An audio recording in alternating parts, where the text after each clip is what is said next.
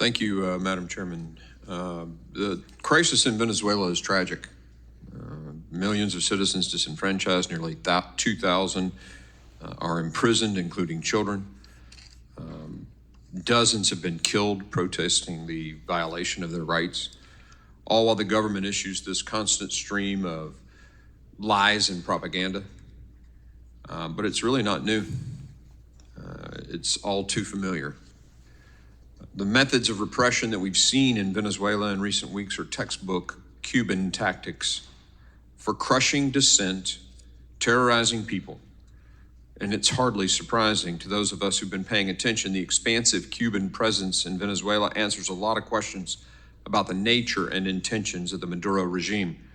Back in 2021, under the Trump administration, the State Department reported, and I quote, "The Cuban intelligence and security apparatus has infiltrated Venezuela's security and military forces, assisting Nicolas Maduro to maintain his stronghold over his people while allowing terrorist organizations to operate freely." As Maria Corina Machado said in a recent interview, and again I quote, "We have known for a long time that Cuba has had a terrible impact in multiple areas, in methods of repression, persecution, espionage, and torture. And we've seen truly heartless things in recent days.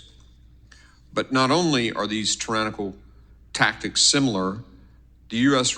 response to them is also strikingly familiar.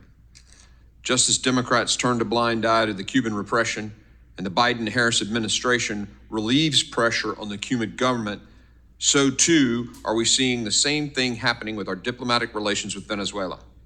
Despite the Trump administration's refusing to recognize the fraudulent Maduro regime in 2019, along with the EU and 14 other countries in the Western Hemisphere, the Biden and Harris administration decided to change course and bring the Maduro regime back into the fold.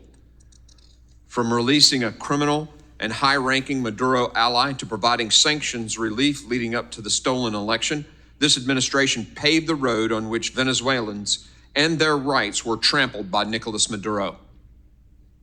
Evil flourishes in the absence of strength.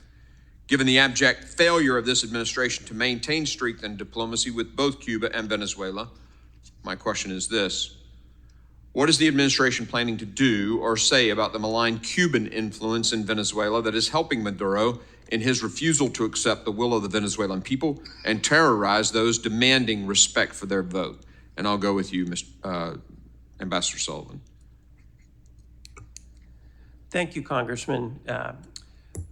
I would say that certainly we've all been horrified by the increasing repression we've seen in Venezuela, particularly since the electoral result. My colleagues have detailed some of the really disturbing aspects of that, including the targeting of minors in some cases. These are... Yeah, you don't have to go back over the horrible things that have happened to consume time. Just tell me, first, let me just ask this. Is Maduro being helped by Cuba to stay in power? Yes. Okay, so what are we doing about that? So you mentioned some of the reports and assessments that the U.S. government has done in the past on Cuban involvement in Venezuela. We have not seen recent specific information on that in terms of their involvement in recent days, but it's something we're continuing to monitor and can address when we have a clear case. You're avoiding the question or the answer to the question. I mean, you're doing more research. Got it. You're digging more in to figure out their degree of involvement. I'll be happy. What are we doing to stop it? I'll be happy to take your question back, and we'll provide you with additional information. Okay. How has, again, to you, and I think your title it's Deputy Secretary, right? Deputy Assistant Secretary. Yes, Deputy Assistant Secretary. My apologies for that. How has the Maduro regime's, crackdown and corruption and all this pushed immigration into the United States?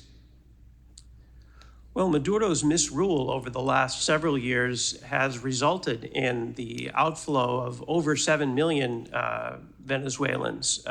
Some of them have left because of direct political repression, others because of the economic failures of Maduro.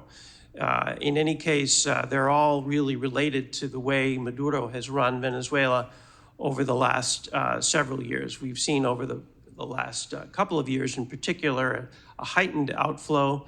My colleague Greg Howell talked about some of the efforts we've undertaken with others in the region to help the whole region cope with the impact of those outflows. Do you know how many people have come across from Venezuela, flown from Venezuela to the United States as part of this program that the DHS Secretary has put together to just bring people from rogue regimes into the United States? Can you get me that number if you don't have that number?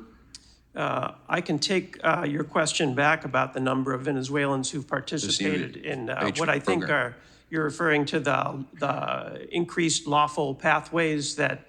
Well, it wasn't lawful. Even the administration admitted that that new program violated laws. So the flights that I'm talking about into the interior of the United States from Venezuela, I'd like the number from what state thinks it is. And if you can get that to me in writing later. Okay, we'll take that question back. Thanks.